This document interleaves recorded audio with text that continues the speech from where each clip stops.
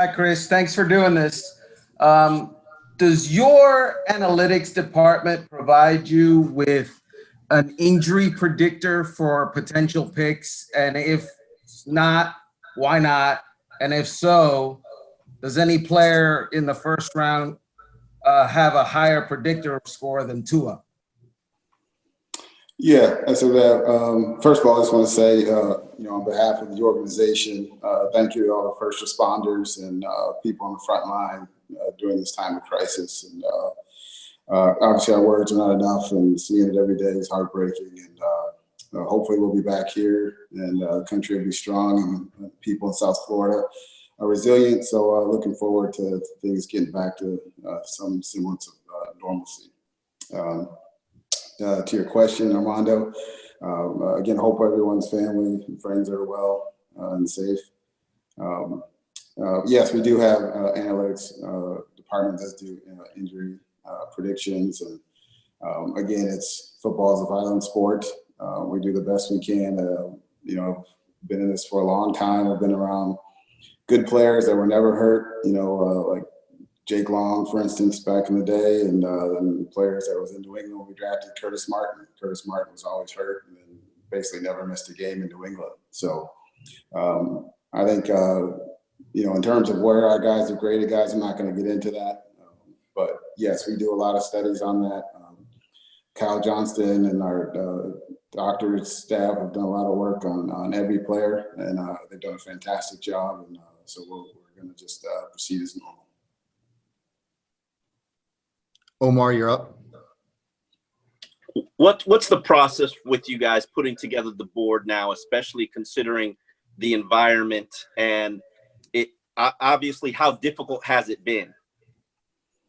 For us, Omar, it hasn't really been too much different. I mean, the difference is obviously we're not in the same room, but we did a lot of work in December and starting on the draft with all the picks and we had coming into this draft, and with the coaching staff and the scouts have all done a tremendous job of evaluation all the way through December and all the way through the spring till now. So little tweaks here and there, obviously not in the same room, but we've done a lot of meetings, a lot of video conferencing with the technology we use, and we feel really good about our process, and we're ready to go on draft night. Cam? Hey, how you doing, Chris? I just wanted to ask, what are your thoughts about Herbert and Tua as prospects? Yeah, no, they're both interesting kids. We've gotten to know both of them through this process. Really good people, good players. They both won.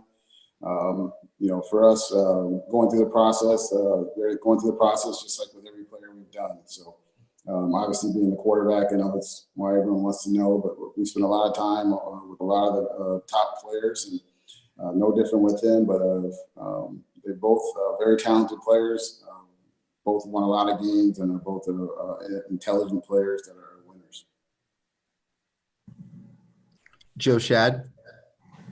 Hi, Chris. I hope you and your family are doing okay. We're doing just fine here. I wanted to ask you, a week away from the draft, is your final quarterback ranking set? And can you tell me a little bit about how you and Flo and Chan have worked together to develop some consensus? Yeah, I think it's been a process working, with Chan coming in, and it's been really good. The communication's been great. We spent a lot of time talking through, the different qualities, et cetera, that we're looking for in the players that we've talked about. And, from our end, it's been pretty smooth. And, we haven't set our final board yet. We'll do that probably late this weekend or early next week. But a lot of really good discussions on what we feel is best for the Miami Dolphins. Adam Beasley? Chris, obviously you're going to have to rely more on your scouts this year than perhaps in years past with the inability to have 30 visits and all that. Have there been a couple of scouts in the last 3-4 years? I know Matt Winston's a name you're going to mention, but guys that are still out in the field, scouts that you really rely on? No, I think, we have a really, really good group of guys. like I said, I think they're all very talented. I think you rely on all of them because, we have a lot of very good scouts, and in the areas, the area scouts are really the ones that know the players the best. They've seen them the most. They've spent the most time around the players.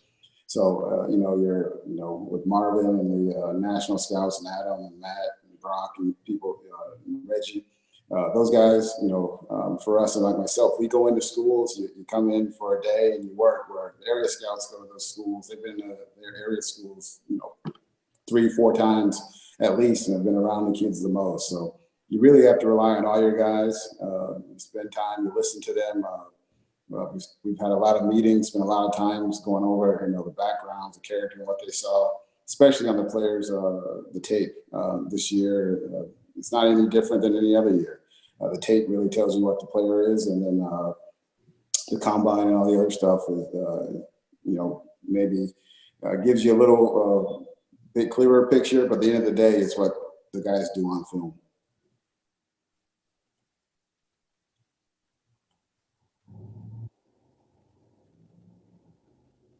Steve Wan. Chris, what's your reaction to the NFL directive about the off-season programs, and how workable do you think they'll be? Yeah, I mean, Steve, we're just going to work through it. We're ready to go. Brian, the coaching staff, have been prepared, and I think one of Brian's greatest strengths is he's always looking to the future. So we've been ready to go. We'll react to whatever directive the league gives us, but for us, it'll be business as usual as best we can. But again, there's nothing we can do. Everyone's dealing with the same issues, and we'll be ready to go. Dave Hyde. Yeah, Chris, can you talk about what draft night's going to be like for you from just a setup? How's the communication going to work between you and your assistants, and what are you going to be looking at? I assume this is a room you're going to be in, but did you have to put stuff in there because of this? And just could you walk us through what the night's going to be like? Yeah, we're finishing up setting up everything in here the next day or so. But yeah, I've got multiple televisions in here, computers, and so it'll best mimic the draft room as best we can.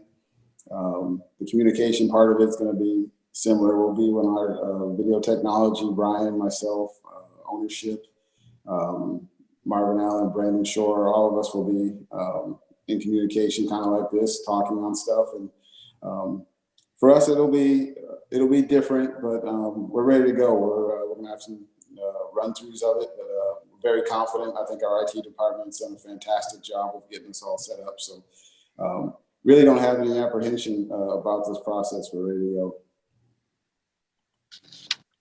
Jim Barry. Hey, Chris, thanks for doing this. I thought I heard you say that you guys were going to set the final draft board this weekend, which makes me think that maybe you really haven't decided who you're going to take number one, or who you want to take number one.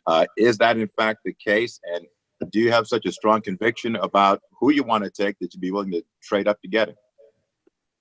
Yeah, no, with setting the draft board is, we're just finishing meetings with the scouts this week. We just finished one, and so we'll go through that, and then, Brian, myself, Marvin will sit through and go through it and talk about it. And we have an idea of who we like, but again, we're going to make sure we have all the information. We have medical meetings coming up here in the next couple of days. We'll finish all the information. So until we get the clear picture and we have all the information, that's when we'll make the final, set the board final.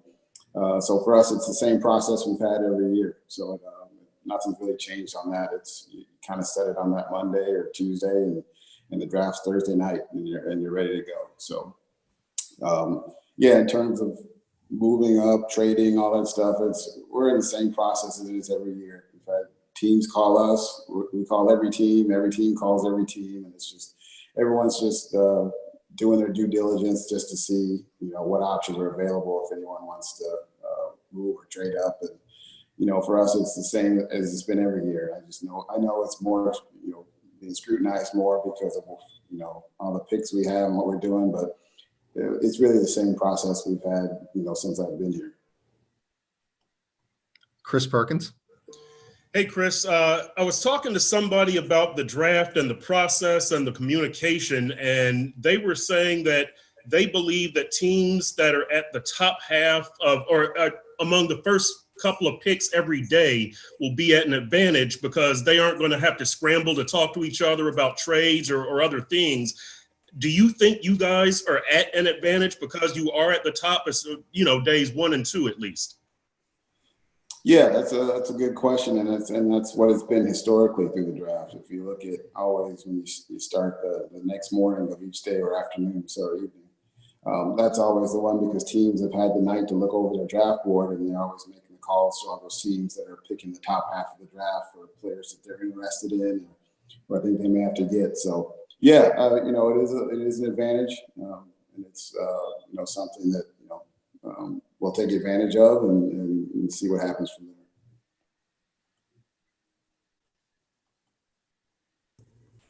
Safid? Hey, Chris, I wanted to ask about the QB decisions you made last year. Ryan Fitzpatrick was, the third option after Teddy Bridgewater and Tyrod Taylor. But the team really gravitated towards his personality, and it really helped the young players come about last season. Josh Rosen maybe didn't have the same effect on his teammates as Ryan Fitzpatrick did. I guess wanted to ask you, what did you learn about adding those two guys last year that might impact what you're looking for in the QB decision you're going to make next week? Yeah, no, so, Fitz was, like we've talked about, ad nauseum was, what he's done for the locker room as a veteran presence, type of person he is, and the impact he's had in the locker room there with the younger players and veterans. Josh has done a great job, like we've talked about since the end of the season, of how he's progressed, through the last season and learning. And for him, he went through a very tough thing of, being a top 10 pick and traded after a year and learning a new system, new city. So, and he's still a young player. So, just learning, it's in terms of it, you're always looking for what you feel, the types of players that fit your program best and what you want and what you're looking for. And so for us, I think you always look back and try and learn lessons, but going forward, we'll still be aggressive in trying to find the right people that fit our program. Allen? Hey, Chris, how you doing? Wanted to ask you, how many prospects have you identified as being worthy of that number 5 overall pick? Yeah, I would say when you're at that number 5 pick every year, we'd always, the joke is around the scouting world is, if you're picking 12, there's always 10 that you like, so it's, we're at 5, but we feel really good about probably 8 or 9 players there we feel really good about. So we'll get a good player and we'll be very happy to add him. I think fans will be happy as well. Travis? Yeah, hey Chris, how's it going? I wanted to talk to you about the success you've had on day 3, finding both contributors and starters on the 4th, 5th, 6th, and 7th rounds, and even last year specifically with some undrafted free agents. What has been the key to kind of uncovering some of those late round gems, and has the process for doing so changed at all given the current state of things with the virus and the shutdown? Yeah, no, we're going to go our same process as we've done things. I think our scouts have done a great job, as well as the coaching staff. And again, we always talk about the communication. That's really key because when you get those guys in the back end, it's the coaches and scouts on the same page, and everyone's, on the phone calls, talking to players and identifying the players that we think can help us, or we see something that has upside for us to develop. So for us, it's the process is the same as always. Again, it's the communication. The coaches and scouts have done a great job here for us. They've worked extremely hard on the communication, and so that's always the key. And then it's the relationships you have with agents as well. That always helps. And I think our track record, as you said, in terms of playing the young players, and Brian is committed to giving people the opportunity, and people earn their shot here. And I think that's an exciting thing for free agents when they come here. They know they're gonna have a chance to make a roster and play. Omar? I want to ask you about Marvin Allen, and when did you obviously you guys grew up in the industry together, but when did that friendship and bond develop, and how does he help you? Because he's supposedly a good college evaluator. Yeah, Marvin, my dad played running back. I mean, Marvin played running back for my dad in New England. So so I've known Marvin since I was growing up, around my parents in the house at times coming out of Tulane. So my dad hired Marvin when we finished playing as a scout, and Marvin's work ethic has always been good. He's very intelligent. He's got a great demeanor. People like talking to him, and so he gets a lot of information.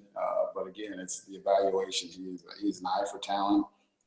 He always had it. He worked hard at it. He wanted to prove as a player coming in that, he was going to earn that, and nothing was handed to him. And it's work ethic and his drive. And I just over the years seeing him, then everywhere he's gone, he's had success.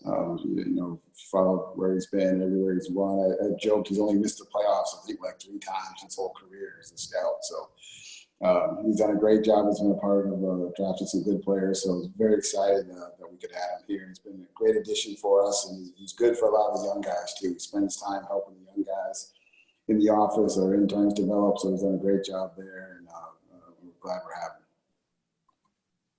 Adam Beasley.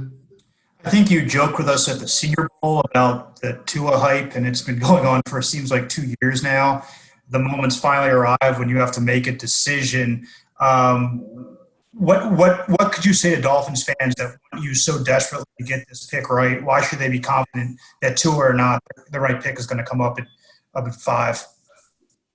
I would say, we've done a lot of things here with us, and we spent a lot of time, and Brian, the coaching staff, the scouts, we spent a lot of time going through it. We spent a lot of time with the players. We spent a lot of time doing it. So, we're going to do what we feel is best for the Miami Dolphins. I would hope, that they have some trust in what we're doing. They believe in what we're doing, and they're a passionate fan base. I love it. I hear it from people at the grocery store. I'm still doing it. We had a pest control guy spraying for ants at the house, and he's over here asking me about Dolphins questions the whole time. And, it's good, and my wife and kids are worse than you guys. Every day they pop in my office going, "Who are we taking?" And so it's a fun, exciting thing, and for us, we're just we'll do what's best for the Dolphins, and we feel good about the process.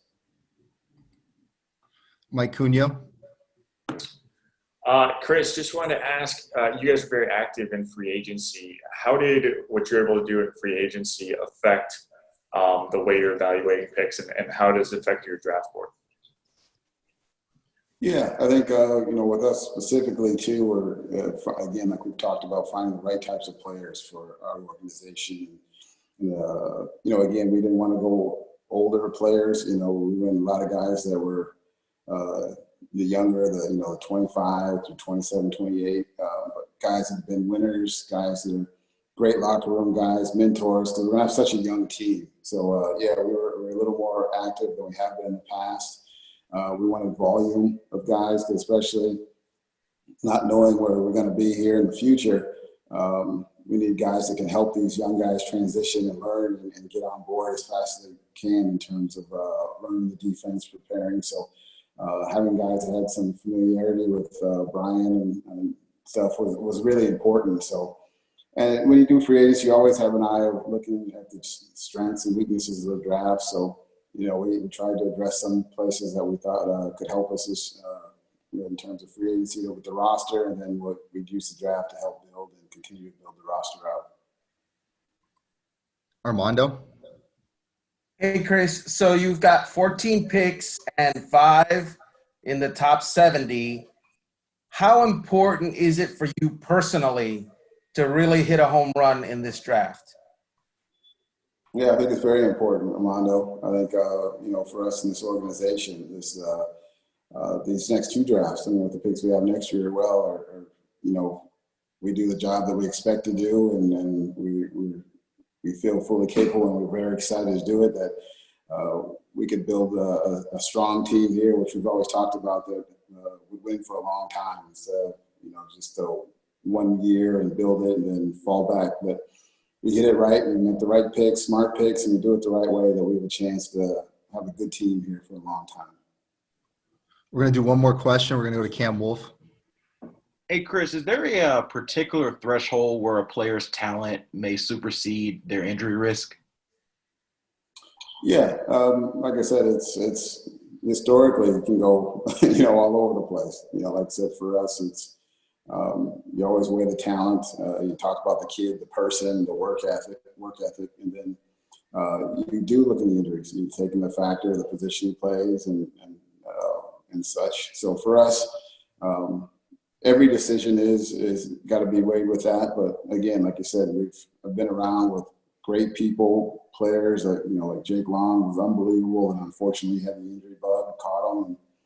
And then, like I told you, Curtis Martin, no one would have guessed he was going to be a Hall of Famer. We thought he was a great football player there, and he was hurt all the time. And then ended up Hall of Fame career and basically never missing time. So, again, you just never know. But for us, we factor in all that stuff, but we'll make a good decision for us in terms of what we think is best for the Dolphins.